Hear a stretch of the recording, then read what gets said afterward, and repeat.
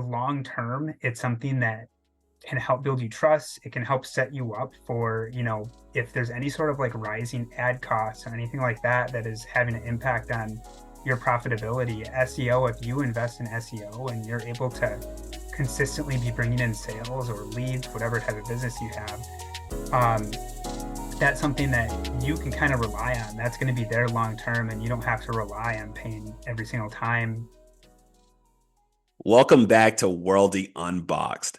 In this episode, we're joined by Tyler Nalbach, an expert search engine optimization specialist, or SEO specialist for short. This conversation couldn't be more timely as we gear up for our Kickstarter soft launch.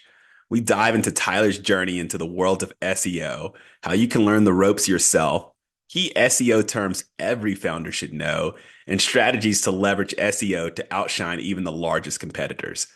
Stay connected with us by joining our community at worldiebrand.com and subscribing to the Worldie YouTube channel for clips and highlights from our conversations.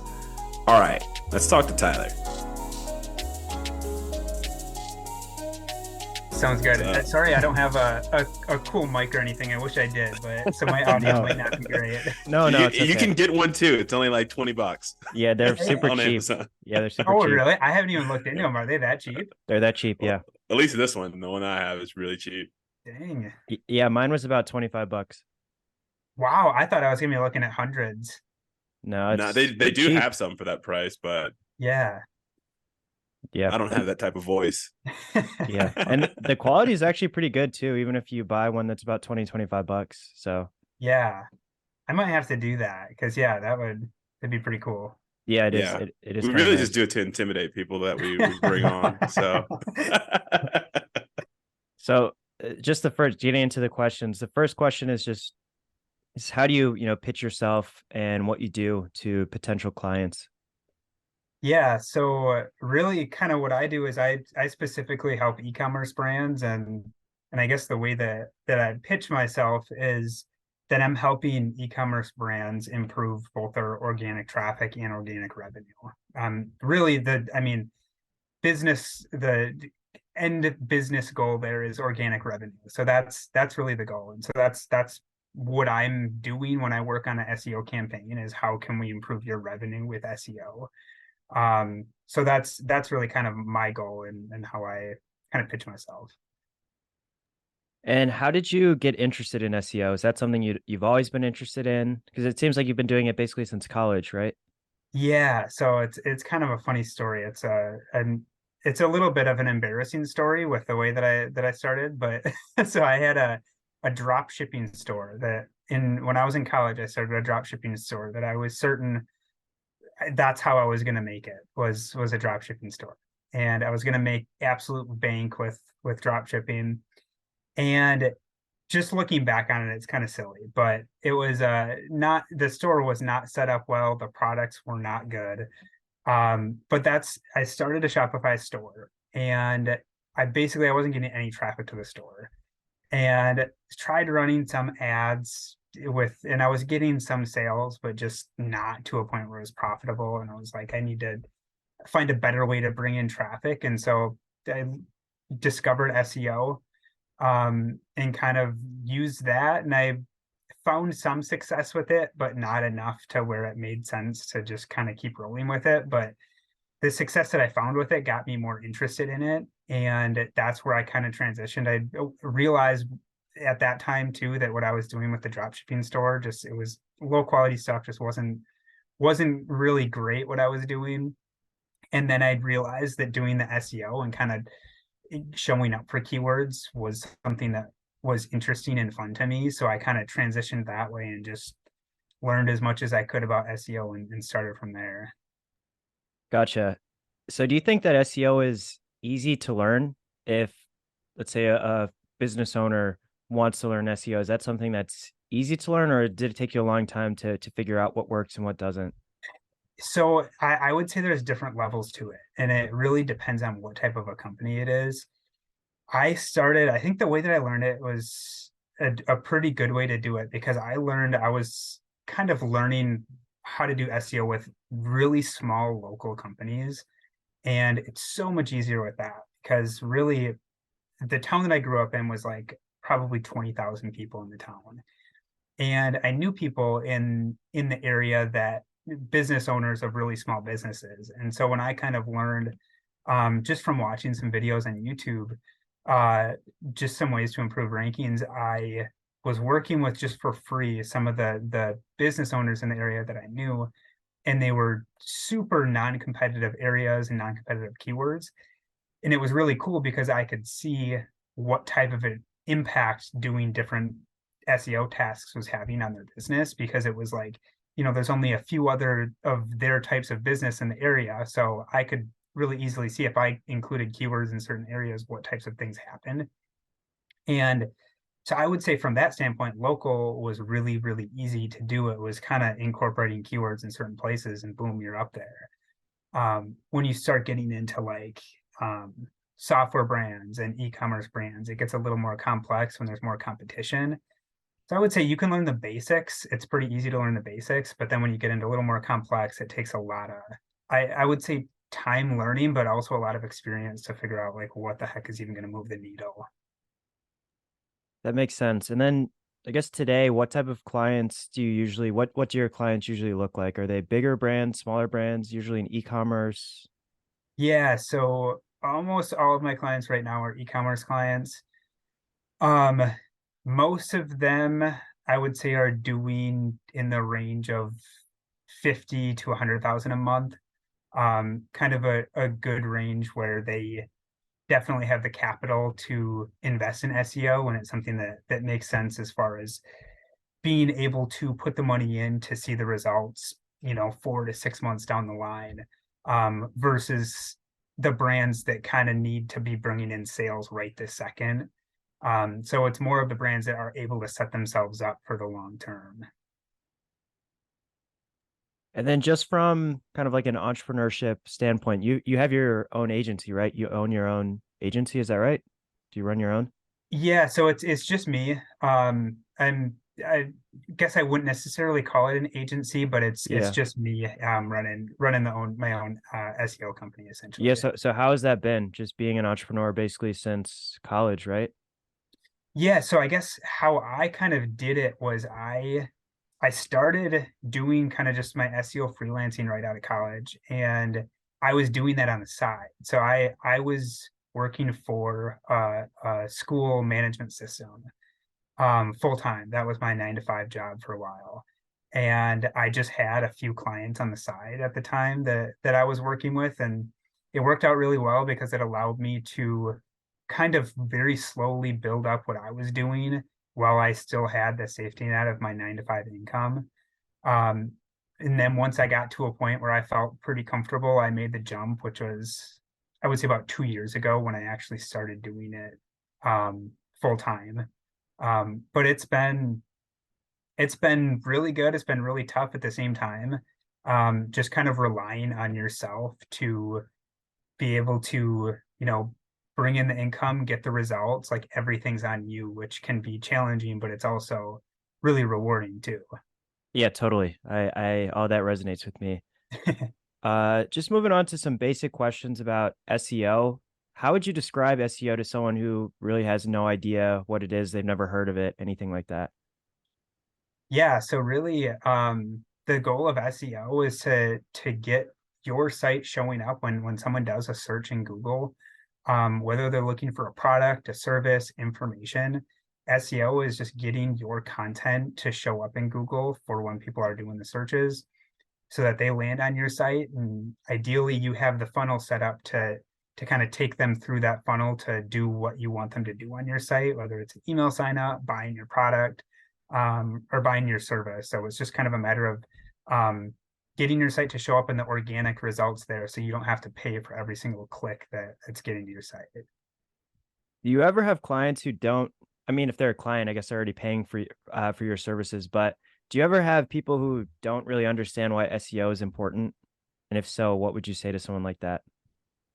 Um, yes. I would say I've come across, no current clients, because I make sure that that's something that, they're aware of before actually getting started. But I have talked to a lot of people regarding SEO, that haven't, understood the value or where it comes into play.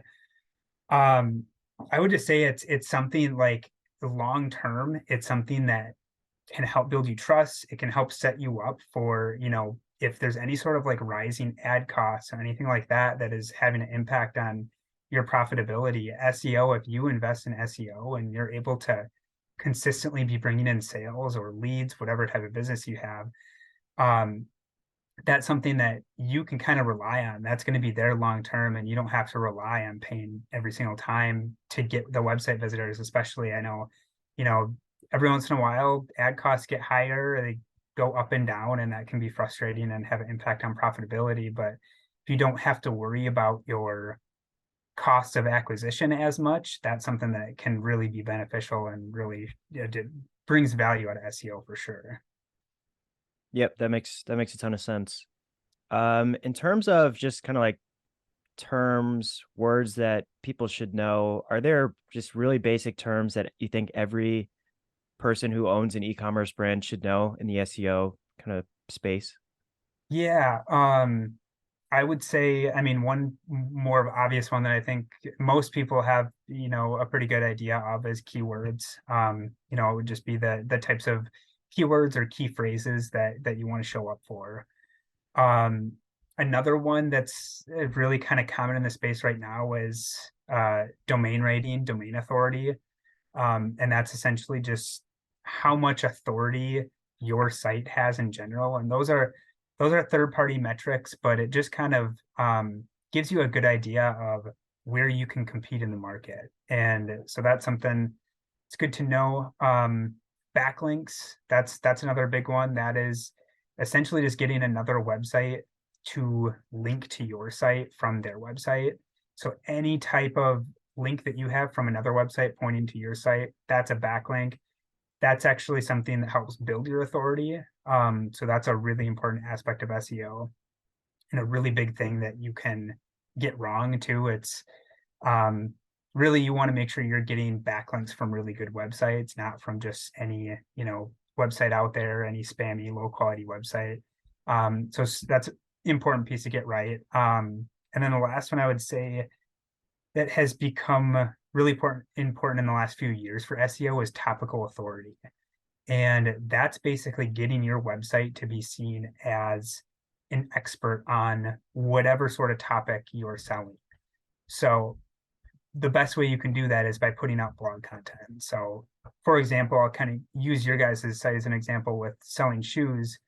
If you can put out a bunch of blog content about, what makes for a high quality shoe, a high performance shoe, and you have so much blog content that you have out there and you're internally linking to your product page, that's something that over time, Google is going to be able to see that you have a lot of really good in-depth topic content on that specific topic.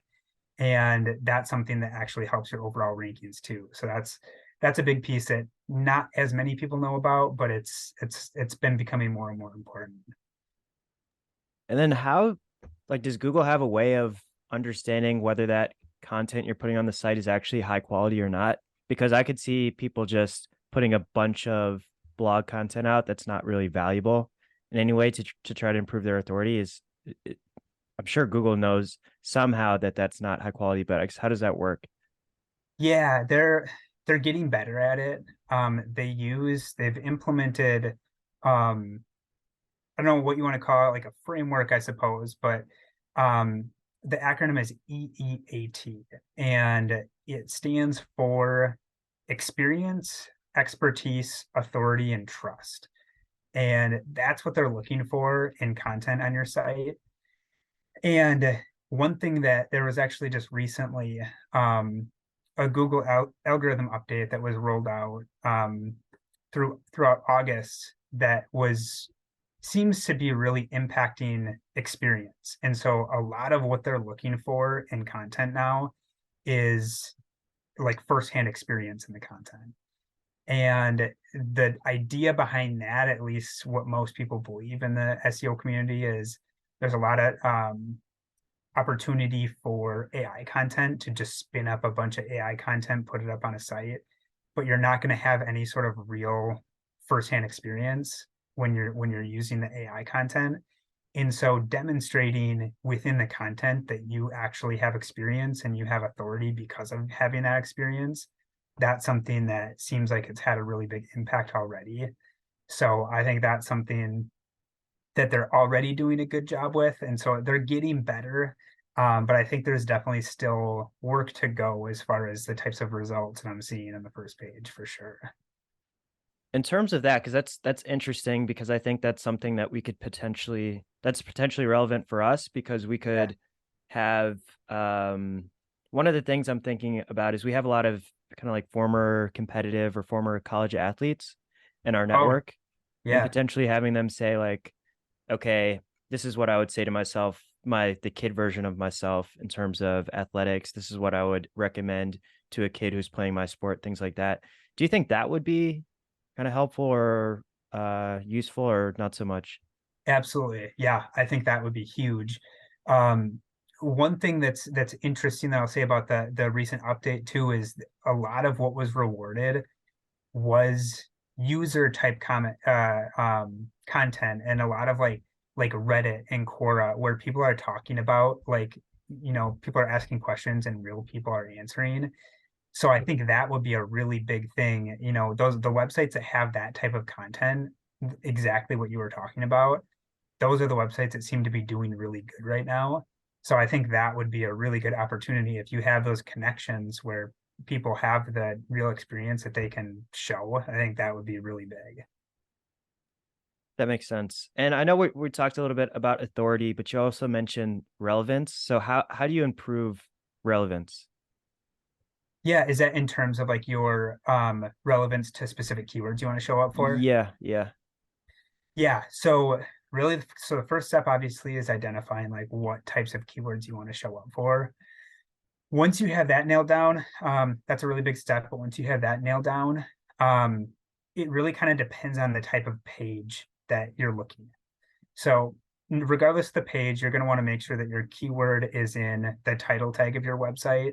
That is going to be the clickable text that actually shows up in the Google search results. Um, you'll want to make sure it's in the meta description. That's the description underneath the title tag that shows up in the search results. Um, any sort of headings on the page is really helpful to have it, or a page title, actually, like a e-commerce. A big one is the collection title page, or category page title. Um, Making sure it's in the content.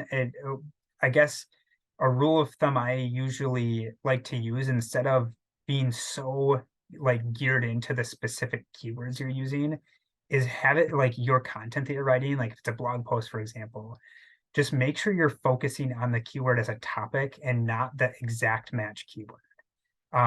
Using the exact keyword that you want to show up for isn't nearly as important now as it used to be.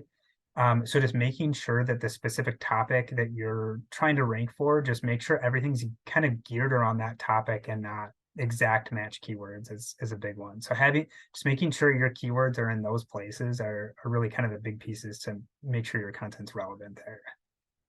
And when you talk about targeting a keyword, does that essentially just mean, let's say I search kid shoes, that's like targeting a keyword means I want to show up when people search kid shoes. Is that right? Yeah, exactly. Yep. Okay. And then you do that basically without spending money, right? It's all organic, or is there also a way to invest in SEO with money in some way? So SEO, not so much. There is like your Google ads that a lot of times are confused with SEO, where it's just like in the Google search results, ads that are right at the top. You can pay to be at the top of the search results, and it's more of a pay-per-click basis that way. That's not considered SEO, but like everything you're doing SEO wise is going to be organic, unpaid strategies. You can pay to be featured on certain websites for the purpose of backlinks. So that's an expense that could go into SEO. A lot of brands, depending on what kind of press they get, can get some of those backlinks organically. But I would say that's the biggest area where you would have an actual expense with SEO, is getting featured on other websites. Gotcha. And in terms of, I'm sure you've seen a lot of e-commerce sites. What are some of the biggest mistakes, SEO mistakes that you see? Yeah, so I would say two of the biggest ones. Number one is targeting keywords that are way too competitive. I see that all the time. Where a brand that maybe selling apparel is targeting the keyword men's t-shirts, and that's just something that if you're not a massive player in the space, there's no chance you're showing up for men's t-shirts. So making sure you're targeting keywords based on the type of authority your site has. If you have a newer website, making sure you're targeting, more specific, longer tail keywords, and not targeting the super broad keywords. That's a really big piece. Another one is specifically with e-commerce is the setup of your category pages. So the category pages are huge for SEO. Google just absolutely loves category pages. And that's specifically for the buying type intent keywords where, for example, we'll say someone's searching for workout t-shirts. They search that in Google, I can almost guarantee that the results you see in the first page are most of them are going to be category pages. And so setting up your category pages correctly is like a really big way to take advantage and really win with SEO. And what I see a lot of brands do is they just have one category page that's all of their products that are listed under one category that maybe they'll call it apparel. Where if they broke that out and had workout t-shirts, workout long sleeve t-shirts, workout shorts, workout socks, like all of those different categories, that's giving them opportunities with each of those category pages to show up for that type of a product. So that's another mistake that really is a big way to take advantage is setting up as many different category pages you can, because then you're giving yourself another opportunity to rank for whatever sort of a category that is. So that's another, those two I would say are the biggest ones. Got it. And you mentioned that one of the biggest mistakes is going after those super competitive keywords. And so for Yeah. us, when we first started out, we were thinking, okay, the keywords we want to target are probably like kids athletic shoes, kids sneakers, things like that, but that's just super, super expensive. So Yeah. I guess how do you go about finding some of those longer tail keywords that still have purchase intent behind them and some meaningful volume? Yeah. So what I like to do, there's a couple different methods that I like to do, and most of them, especially with a brand new store, most of them would involve paid tools. But it's really the best way to do it is there's a tool that I use called, it's one of the more popular SEO tools called SEMrush. And what I like to do is like use a base keyword, like what you said. What was the exact keyword? It was kids, what shoes? We said like kids sneakers or kids athletic shoes. Kids athletic shoes. So you could use a base keyword like that, like kids shoes or kids athletic shoes. And with that tool, what you can do is you can plug it in. And then you can see all of the keywords that the tool has picked up that include that keyword, the keyword that you typed in. And what that does is that's kind of the base keyword. And you can see longer keywords that maybe are, an extra word or an extra two words that are a little bit more specific. And that's a really good way to just kind of look through the results that way. Another thing you can do is um, do that search like kids athletic shoes and take the number one result in Google. And with that same SEMrush tool, you can plug it in and you can see all of the other keywords that particular page is ranking for. And usually they'll pick up some of those more specific keywords that they're not necessarily even targeting, but it's just maybe they have a lot of authority or maybe they're just picking it up, and aren't necessarily targeting that keyword as well as they could be.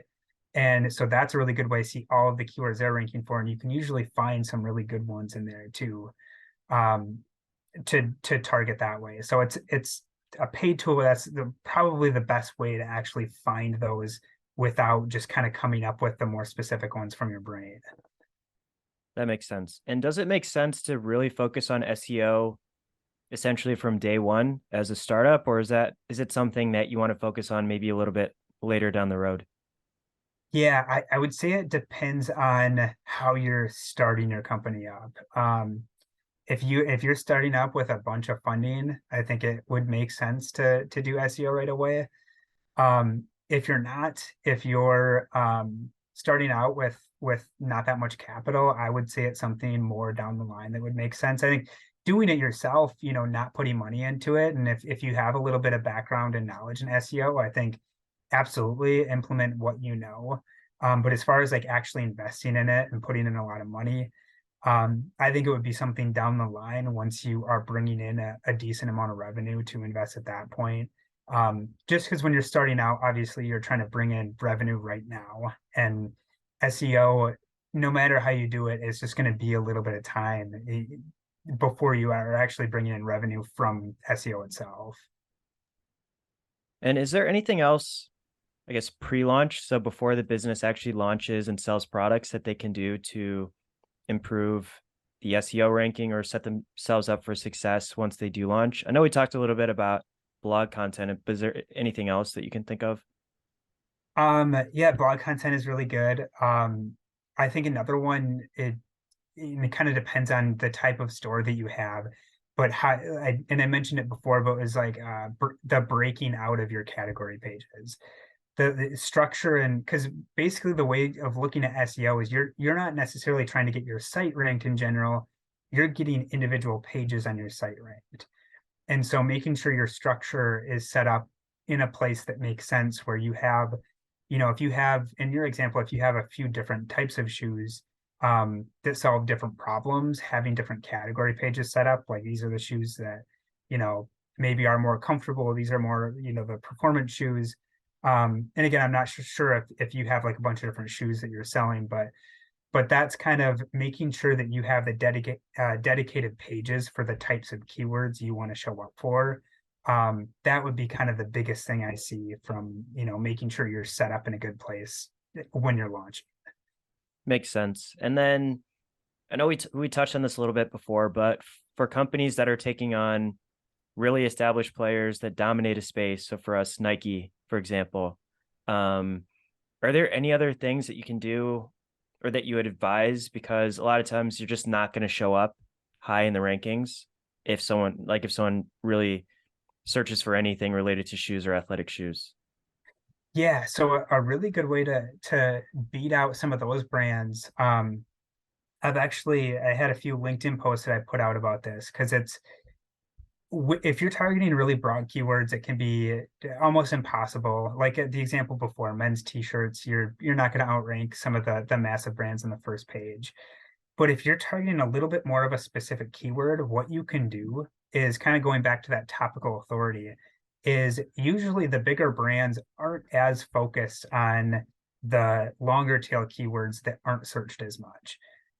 They're not getting backlinks to those pages. They're not super concerned about topical authority for those types of keywords. And they are likely just happening to rank on the first page because overall their site has a lot of authority, but they don't have that topical authority. They don't have backlinks to that specific page.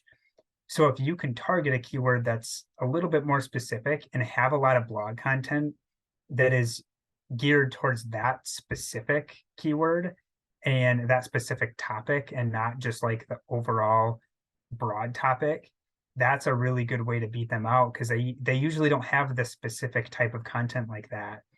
And so that's the best way to beat out the big brands, is building, I would say, like hyper targeted topical authority versus more broad.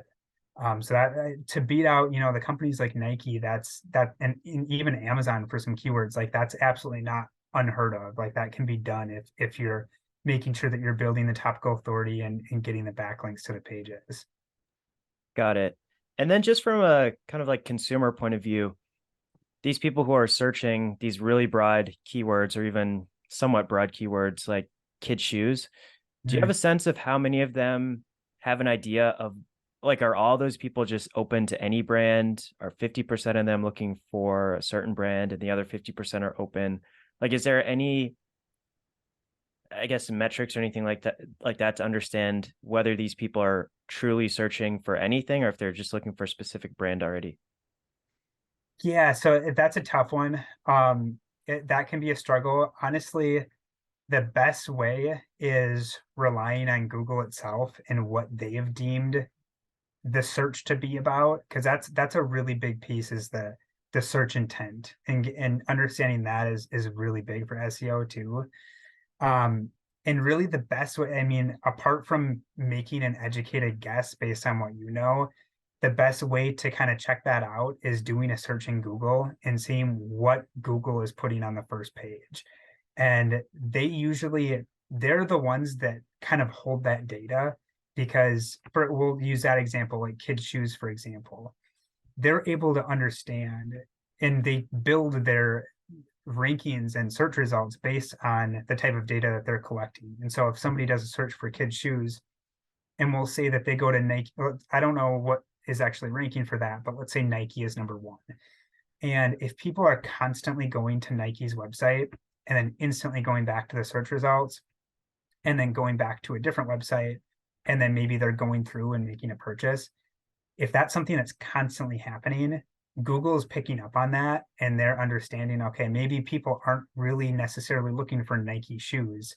You know, a different result is fulfilling like what they're looking for a little bit better. And so they have all of that data that they're collecting, and they're basing their rankings on that. So by just doing a search in Google and seeing what they have in there, that gives you a really good idea, because it's constantly being updated based on the type of data that they're collecting. So if you're able to kind of just look at what's currently ranking, that gives you a really good idea of what people are actually looking for. And it's not perfect, because, there's probably a lot of people searching for kids shoes in Google, and so many of them probably have different intents from each other. But they try to do the best job of taking the mass approach of what are the most people looking for when they search this. And overall, they do a pretty good job of it. So kind of just taking a look at what Google has is a really powerful tool, I guess, to use. And I'm guessing that I'm sure this number is out there, but kind of like the vast majority of searches are on Google, right? Like people are not firing up Bing or something to look for kid shoes. Yeah, for sure. I don't know the numbers myself either, but you can definitely bring in traffic from Bing and some of the other search engines, but putting the focus on Google is definitely the most important, for sure. Yep. And then just going back to backlinks super quickly, you mentioned there's a few different ways to get those. So maybe you pay for them, maybe they're organic, things like that. Does Google know if they're paid for and then make the ranking a little bit lower because of that? So they've actually years ago, they set out kind of a procedure of what you're supposed to do. And if you pay to be featured on a site, the website that's actually putting your link in is technically supposed to give it a tag when they're putting that link in the site that basically says this is a sponsored link. And that's something that's on the back end that they're supposed to do. That's like technically following Google's guidelines. Not a lot of websites do that. And so really for an individual link, there's not a really great way for Google to tell apart from that tag if a link was purchased. Really the best way that they're able to tell is by looking at the site in general. There's a lot of people out there that have really low quality spammy websites that are just blasting out emails trying to sell links on their site.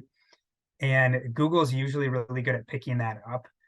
Some people call them like a link farm, like their website is intended like strictly to be set up so that they can sell links on their website.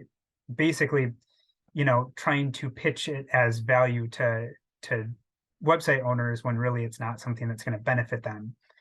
And Google is really good at finding those sites that are really low quality spammy sites that are just putting links that people are paying for. So just over time, over the years, they're getting better and better at identifying those sites. And usually if they identify websites as being like a link farm or something that isn't actually a genuine, like helpful link that a website's providing for their users, they just won't count that. It's not really going to benefit you at all. So I guess to more clearly answer that question, from my understanding, they don't do a great job of identifying an individual link as being paid, but they're pretty good at looking at a site in general and and deeming it a low quality site that's just selling links. That makes sense. Brandon, did you have any SEO related questions you wanted to ask? I guess one kind of question, and you've already kind of talked about it. Um, for a brand that doesn't have a whole lot of like offering in terms of like variety, what are some ways that they can still take advantage of like category pages? Yeah, so that one, so depending on the number of products you have, so one method that I really like to kind of use is even if you have like not a ton of different products, is you can have products that overlap different categories, that fit into several categories. I've done that with a lot of different e-commerce brands where it might be the same products in different categories, but the category is geared towards a different keyword. And you don't want to have it be the exact same page. So if you can have, if on a category page, a little bit of content about why the products make sense for that specific category or whatever keyword topic that you're targeting, that's always going to be beneficial. So that overlap is something that you can definitely do. And so many e-commerce brands do that, and it works out really well. So I would say, as far as like category pages, that's a really good way to take advantage of different categories. Got it. Yeah, that makes sense. And then like kind of maybe like a follow up to that. Yeah. And I didn't really notice it until you brought it up. Like I'm like, okay, I'll visit sites and I'll go to like their different categories. Like for instance, I'll go to like an apparel site or whatever, and I'll look for men's like jeans or whatever. Yeah. And it kind of breaks it down like pants, jeans, outerwear, like all these different like categories. And now it kind of makes sense because that like helps out their SEO. But how does that like, is there a point where it just like negatively impacts consumer experience if you have so many different categories? Like maybe you're doing well from a search engine perspective, but like from a consumer vantage point, it's like, man, this is super Yeah. annoying. This dude just has a bunch of different. 100%. Yeah, no, that's the struggle between the balance of SEO and user experience. And it's a matter of kind of finding that middle point. And one way you can do it is you could have kind of, because there is, I mean, like the example you gave is there's a territory where having those category pages actually does benefit users, because maybe they're just looking for pants, they can easily navigate to pants, and that's great. But maybe you have a category for green pants, purple pants, brown pants, and then that gets a little bit ridiculous. What you can do is you could have those pages be standalone pages that aren't linked from the menu, where people aren't necessarily going to find it if they're on your site, but you could have them be unlinked where they're on your website and they're technically there accessible, where you could rank for those keywords. And if it shows up in the search results, people are going to land on that page, but it's not going to clutter your menu or confuse people when they're trying to just, navigate the site. They're not going to know about it. And it's strictly just having that SEO impact where you're able to bring in people that are searching those keywords, but not confusing people further. So you can do, like, it's ideally for SEO purposes, you have, if it's a really important category page, ideally you have that in your menu because that's going to benefit you the most. But you can definitely rank for those keywords not having it linked there. It's just important that you have it internally linked. Like if you internally link from a blog post, that's really helpful too. So just making sure you're linking from it somewhere is important. But I would say kind of going that route with it. Got it. Yeah. No. That all makes sense. And last question, and this is just because I'm a novice at all this and just trying to get a better understanding. For the longer tail keywords or the longer tail words, or what I forget what you exactly call them. How are they uniquely different from just like these broader words? Is it just a combination of words? Is it just like what makes them unique? What makes it like something that you can kind of key into that like some of the bigger brands may not be focusing on? Yeah, so I guess an example of that. So we'll just kind of go back to the t-shirts, for example. If we have like men's t-shirts, a longer tail keyword in comparison to that might be comfortable men's t-shirts, where it's a little bit more specific. And then even going more specific than that is you could go comfortable men's workout t-shirts. And going more and more specific. And Aaron kind of had a question too earlier about, balance, like you want to make sure that you're targeting keywords that actually get searched. And because you could just keep going more and more specific, and maybe there's a person or two per month that are searching for that keyword, how much is that really going to benefit you? So it can be difficult finding that balance. And generally the way I like to go is for a brand new website, going really hyper specific with those keywords and targeting those really, really specific ones from the start, just to start to get some traffic into your site. It's probably not going to be a lot right away. But if you go for, I mean, even comfortable men's t-shirts, like that example, that's probably going to be pretty competitive for a brand new website. And if you zone in on keywords that are too competitive, too broad like that, it just, one, it's going to kill your motivation for SEO, because you're going to be targeting that keyword. You're not going to get results right away. You're probably going to be upset about it. But starting small, and then kind of as you're starting to bring in traffic, that usually with SEO, it tends to just snowball. When you start bringing in organic traffic, Google sees that, and it usually you're able to kind of use that, ride that momentum. And then you can kind of start to a little bit by little bit target more competitive keywords as you're showing up for the less competitive keywords, and kind of just ride that balance there. It can be tough to find that right from the start, what where that balance is between keywords that get searched and keywords that aren't too competitive. But yeah, it's a challenge, but that's something that is nailing that is really important. Would like purchasing like Google Words for a finite amount of time allow you to look into some of the analytics around whether or not this longer tail keyword is something that's getting searched very often, and how often, and things like that, and kind of help you better tailor your SEO strategy? Yeah, 100%. That's something that I know Google Ads is constantly changing the way they do things, but that's something that actually used to, with a lot of my clients, I would look at that data a lot, because they I don't know as much anymore, but they used to show that really, really well, like what keywords are doing what. And you could set up your campaigns based on specific keywords. And that was a really good way to do it, because you could, be targeting the certain keywords with Google Ads. And not only you could see like how often people are landing on your site, but a really good way to look at that is you could see what types of keywords are bringing people to my site where they're actually buying stuff on my site. And you could look at that and be like, okay, based on this, if we could show up for these 5 keywords, people are going to land on our site and they're going to buy for sure. And then you could know that, yeah, maybe these are a little bit more competitive, but if we can put everything into these keywords for SEO and show up for those keywords, it's going to impact us in a really positive way.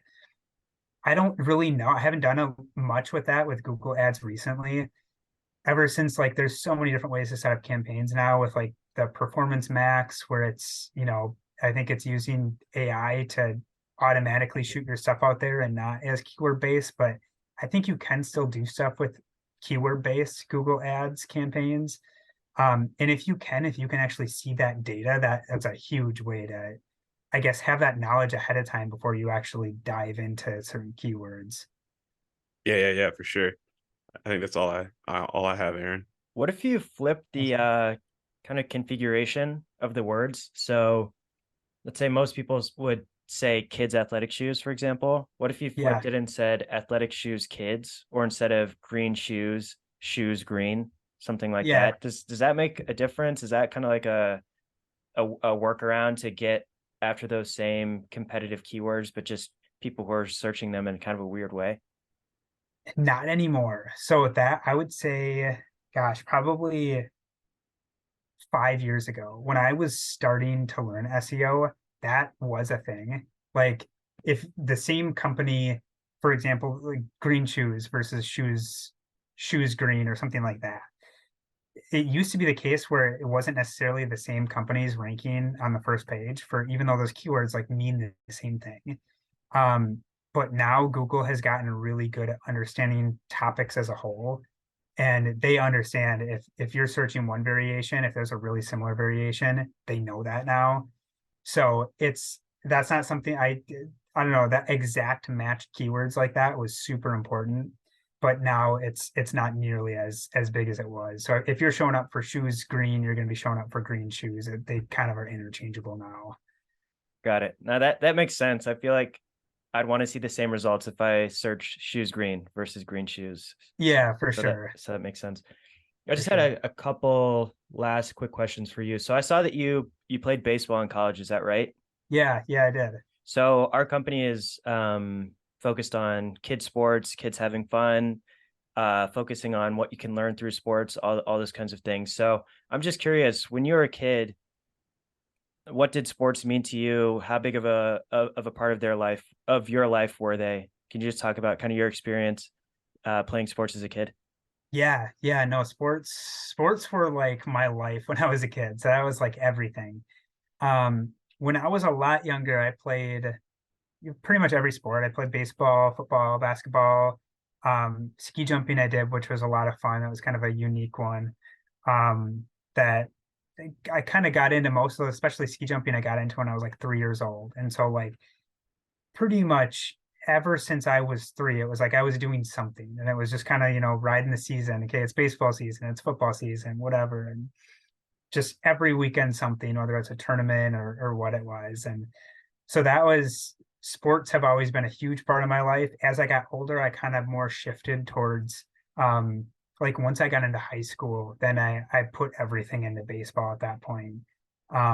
It was the sport that I was the best at. I liked it more than all the other sports. And so I kind of just doubled down on that and put all like kind of did that all year round, rather than focusing on any other sports. And then eventually played a little bit in college. And that was just a really cool experience, just kind of, playing at a more competitive level. And that was, I mean, playing a college sport like that was like working a full-time job, but that was, but it was, I mean, sports have really shaped my life for sure. And then how would you say they still impact you today? Or like what did you learn as a kid that you're still able to use that you learned through sports? Yeah, I would say, I mean, one of the biggest translations from sports to now for me has been my competitiveness. That's something that I was always super competitive. Like I hated losing more than anything. And with SEO, it's kind of followed me there because I get really with any site that I work on, I get really invested in beating out the specific competitors, especially if I'm working with a brand that I talk to them, first meeting and they're like, these are our big competitors. That like I see that as a challenge. And that's like, all right, we're gonna take them down then. We're gonna outrank them for all these big keywords. That's something that has stuck with me with everything, work, personal life, everything. It's good in some ways and it can be not as helpful in other ways too. I can get overly competitive and upset at losing a board game or something like that too. Yeah, I'm the same way. Completely the same way. For sure. Yeah, I've gone like a few days without even talking to a buddy of mine because we play Madden like well, we used to play Madden all the time, but now I've taken a break from it because I feel like he's kind of cheating off of these gimmicks. A whole nother podcast. But anyway, yeah, it gets super competitive. Maybe I'm not playing as much like, actual sports, but like Yeah. in these other little things, yeah. Yeah, I was just gonna say, don't get me started on Madden because that's that, I think you're right. That is a whole different podcast. Yeah. No, I feel like people just all they do, they look for gimmicks in that. And like once you Yeah. find them, it's just, it's not fun anymore. It's like then I'm like, oh, Exactly. this isn't a simulation. This is just an arcade game now. For Yeah, sure. there's certain unwritten rules when it comes to sports games. And if you break it, then you're probably not that good. You're relying on gimmicks. Yeah, Exactly. Yeah. for real. Well, that's all I had in terms of questions. I guess if there's anyone else you think we should talk to or we would enjoy talking to, we'd appreciate that. But other than that, that's really all we had in terms of questions. It was a fun conversation. Yeah, no, this is a lot of fun for me. I always have a lot of fun talking about SEO and just fun chatting with you guys too. Just out of curiosity, like with you had mentioned other people that might be good to talk to, are you specifically looking for like types of like um different types of marketing channels for startup ecom brands? Is that kind of what the route you're going? Yeah, I mean that's one like we're really looking at anything and everything in terms Okay. of what we need to know before we start a company or any things that can help us, even if it's just on the margins. And we enjoy talking Okay. to people, learning about these different things. So even if it's something that we wouldn't need to do or know in the short term. If it's something we'd need to think about in the longer term, that's still a conversation we'd be interested in having. Okay, awesome. Yeah, I'll think about that because I do have quite a few connections in the e-commerce space and everything. So I'll think about that, and I'll try to shoot you a list of some Cool. people that I think would be good. All right, man. Well, it's fine. We appreciate it. That was nice meeting you, man. If you're looking for somebody to play Madden with, I'm looking for somebody now. Oh man, yeah, for real. No, that's awesome. It's been awesome chatting with you guys, and yeah, it's been a lot of fun. Seriously, let me know if you have any questions, just like SEO related. I'm happy to, shoot over my thoughts, even if it's just setting up new pages, Okay. just give you my thoughts for free and everything too. But yeah, this is a blast. I appreciate you bringing me on for this. For sure, man. Thank you. Yep. Hey, yeah, thank you. See ya. Yeah, see you guys. Bye. See ya.